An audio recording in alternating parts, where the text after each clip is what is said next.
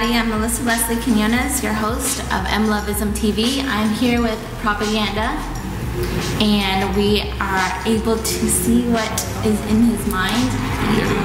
Can you tell our audience a little bit about who you are and what you do? My name is Propganda. Well, Jason. I do music and poetry, a little bit of visual arts, and develop curriculum. How important do you think art is for our community, the mindset of society today? Ultimately, I feel like art in the culture as a whole, it refines a culture at a level that many things cannot.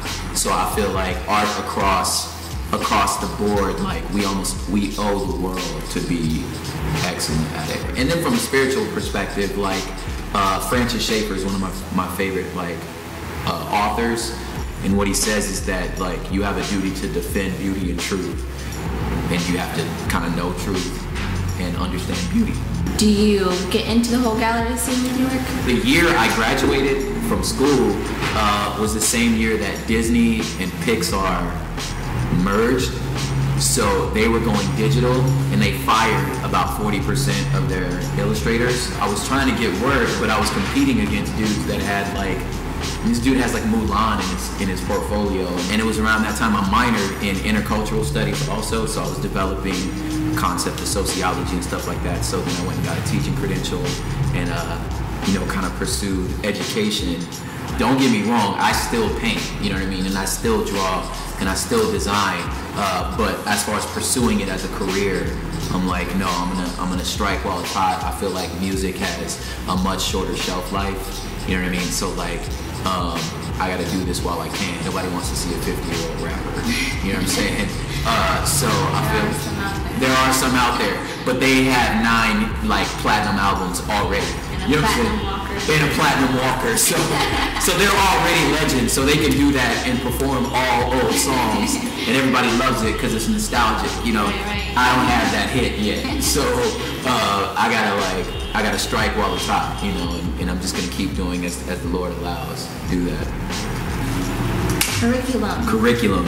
How does that go down?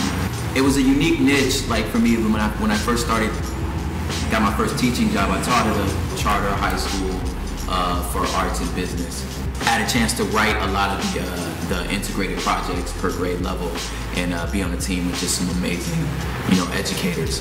Once I started touring full time, I met a lot of different people that were trying to start, high schools or trying to start different programs. So I would like kind of offer services to like help them develop their educational philosophy and write that part of that appendix for their charter application or for their school-wide documents and stuff like that, and just help train like local educators in how to use hip-hop and use all these different things and design standards-based fun projects for the students. So your response from the kids, how is that like? We were on block scheduling. If they had my class like Monday and Wednesday, they would ditch school Tuesday and Thursday, and they would come to school Monday and Wednesday because they had my class that day.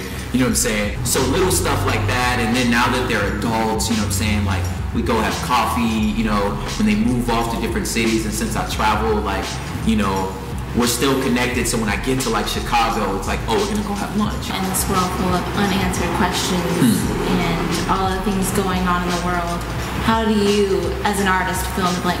Rarely do you see from the hip-hop culture someone arise to a place of being like a leader in thought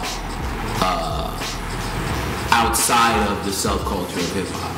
That's the type of legacy, like I'm trying to like train, students, b-boys, graph writers, MCs, whatever, to think 10 years down the road. How do we develop out of our urban communities thought leaders, you know what I mean, who know who their God is, who understand the faith, who understand the culture, who understand their art, who are so good at that and can articulate their thought, you know what I mean, that they'll at some point change the world at a level that I never could.